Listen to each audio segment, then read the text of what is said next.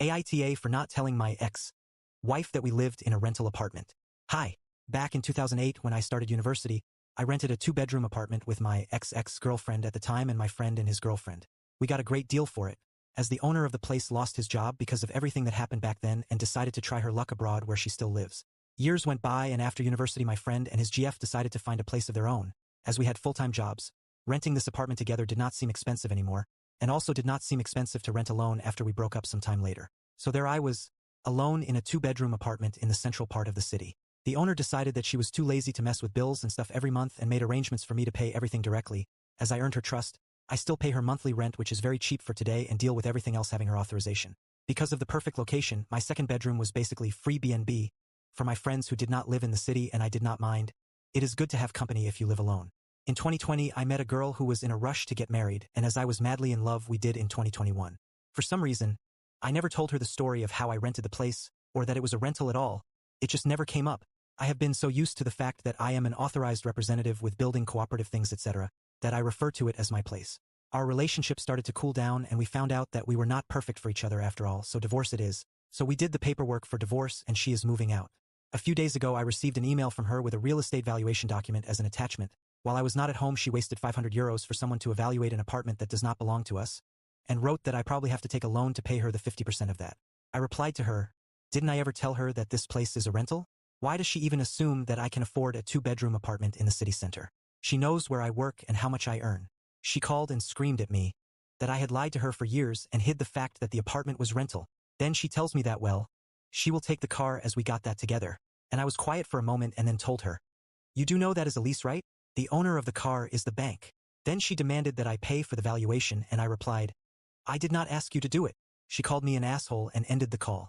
Of course, she told our whole friends group how I lied to her during the whole marriage, and there was a discussion in a messenger group with friends that if is it a lie or not, whether was it an asshole thing to do, some agree with me and some with her. My best friend told me that this is a perfect topic for a Reddit thread. Now I ask you, Reddit, AITA? Comments. It's odd you didn't tell her, but also odd that it wasn't part of your conversation about life and who was paying for things and how and so on. NTA. She did cover 50% of the utility bills, as she wanted to contribute. And it was no secret that I had been living there for a very long time. I just never spelt it out that this is rental.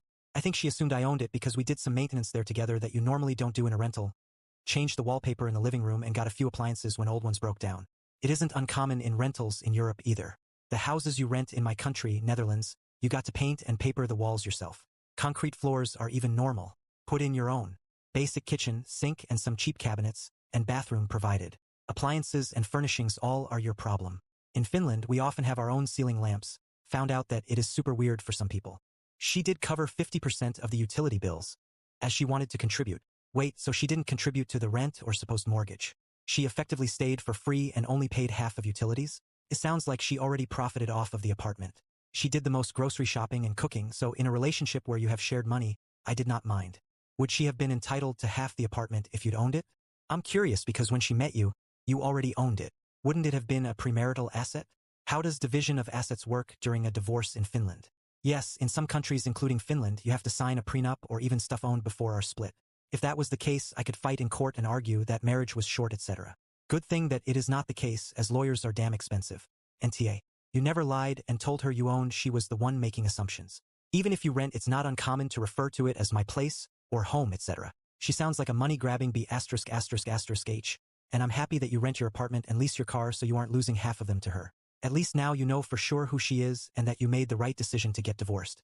Yeah, all my friends call their rental places my place or home. Imagine, hey, want to hang out in the place I rent? Or it is late. I will go to the place I rent now. NTA. She made an assumption, and even though you didn't explicitly tell her it was a rental, she didn't ask either.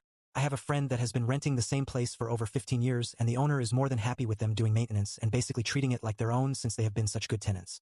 Also saves the owner the hassle of having to organize maintenance through an agent. I can see where it didn't really cross your mind to point out that it was a rental. Same here. I live in Finland and the owner lives in Australia. I imagine what a hassle it would be to even find a new person while being other side of the world. For real. I'm curious about what this people talked about because it doesn't look like they talked about anything long-term. She didn't even know about the car? Then what did she know? Her lack of curiosity should have been a red flag, honestly. I think she did not understand the difference between a car loan and a lease. We looked at the cars together and we took the color she liked better. So that leaves only one topic that we don't discuss deep: how I got the home. Not knowing how a lease works is a different topic.